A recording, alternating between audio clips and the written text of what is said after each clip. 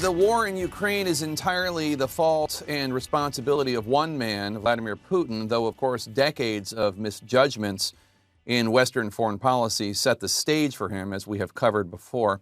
Recently, however, former President Donald Trump and his allies have been engaging in quite a bit of revisionist history about this matter. This is so sad because this would have never happened. If we had the Trump administration, there was no chance that this would happen. And I know him well, and this was not something that was going to happen at all. Trump, of course, failing to mention there his own actions and inactions and that of his administration that may have enabled Putin in many ways. Instead of calling out Russia's decades of invasion in Georgia 2008, annexing Crimea from Ukraine in 2014, Trump to this day seems to find room to believe Putin, even praise him as a genius, quote-unquote genius, for the brutal attack. Even some of Trump's former advisors wonder if his approach may have empowered the Russian president on the world stage. As the world watches Russian tanks rolling into Ukraine, a clearer picture comes into focus. Not only about Vladimir Putin's willingness to slaughter innocents in the name of restoring the old Soviet empire, but also I would love to be able to get along with Russia. About how our former president consistently sent signals that he was not on Ukraine's side, he was on Putin's. On the very day Trump announced his presidential run in 2015, he made this clear. I was over in Moscow 2 years ago, and I will tell you, you can get along with those people and get along with them well. You can make deals with those people. Obama can't. The way he denigrated allies and spoke favorably of Putin and of other authoritarians around the world kind of gave a clear signal both to American allies in the West and to Russia, whose side this man would be on if he were in the White House. Trump said he would be looking into lifting sanctions against Russia for having annexed Crimea, and he seemed to buy Putin's argument that Russia's first military assault on Ukrainian sovereignty, taking Crimea in 2014, was not such a big deal. You know, the people of Crimea, from what I've heard, would rather be with Russia than where they were. That wasn't the issue.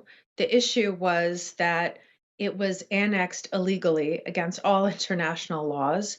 Paul Manafort, Trump's second campaign chairman, had close ties to Russia. Paul Manafort has done an amazing job. Manafort was a lobbyist for a Russian-backed Ukrainian president for roughly a decade and was paid in part by Russian oligarchs, according to a 2020 Senate Intelligence Committee report. During Manafort's time as campaign chair, the campaign pushed sometimes bizarre and seemingly random disinformation that could have been written by the Kremlin. You had the NATO base in Turkey being under attack by terrorists. You had a number of things that were appropriate to this campaign, were part of what Mr. Trump has been talking about. And when the Republican National Committee's 2016 platform proposed to provide lethal defensive weapons to Ukraine in the face of the Russian threat, that language was quickly tabled and softened, promising only appropriate assistance once Manafort and Trump's team got involved. That was a big victory for the Russians, and it underscored their sense that they were going to really win big if Trump won the White House, that they would have a major ally in the White House. Trump denied any direct involvement with the change of platform language. I wasn't involved in that. Honestly, I was not involved. Yeah, I was not involved in that. Once in office, Trump pushed the notion that the U.S. had moral equivalence with Russia, even as perceived opponents of the Kremlin kept ending up dead or poisoned. Putin's a killer.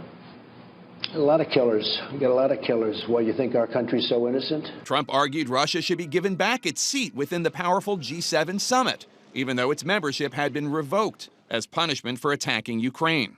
I would rather see Russia in the G8 as opposed to the G7. I would say that the G8 is a more meaningful group than the G7. Absolutely. You have Trump lining up very clearly with Russia. You have him at a meeting with G7 leaders telling them, just forget about Ukraine. Ukraine is Russian. Let it go. And, of course, the day after Trump fired FBI Director James Comey amid the investigation into possible coordination between Russia and the Trump campaign, the then president met with Russian Foreign Minister Sergei Lavrov and Ambassador to the U.S. Sergei Kislyak, where Trump revealed highly classified information to the pair. We had a very, very good meeting with Mr. Lavrov, and it was, I thought it was very, very good. Special counsel Robert Mueller's report found that Manafort and short-lived National Security Advisor Michael Flynn, who had been paid by Russian entities to attend and speak at this 2015 gala, where he literally dined with Putin, together pushed the nonsensical conspiracy theory that it was Ukraine, not Russia, that had meddled in the 2016 election. And don't forget, Ukraine hated me. They were after me in the election. They wanted Hillary Clinton to win. A prelude to the events that paved the way to Trump's first impeachment. In summer 2019, Trump ousted his ambassador to Ukraine at a critical time. Fighting had continued in the east, with separatists backed by Russia's might, and Ukraine was in desperate need of support from the U.S. Ukraine is in a war with Russia, and the security assistance that we provide Ukraine is significant. Absent that security assistance, and maybe even more importantly, the signal of support for Ukrainian sovereignty and territorial integrity that would likely encourage Russia to potentially escalate, to pursue further aggression. Weeks later, Trump had his now infamous call with the newly elected Ukrainian president, Volodymyr Zelensky, where Zelensky asked for more anti-tank javelins to protect his country from the Russian threat. And Trump followed up with a request of his own. Trump wanted Ukraine, in exchange for that aid, to help him in his re-election campaign by announcing an investigation into Joe Biden, the Democratic presidential candidate Trump feared the most, according to his aides, and into Biden's son, Hunter, who had a lucrative and ethically dubious position on the board of a Ukrainian gas company. It's just this yet another way in which Trump very openly sided with Putin and dismissed the concerns and the needs of an important U.S. ally. Trump was being pushed behind the scenes by Defense Secretary Mark Esper, among others, to give the desperately needed military aid.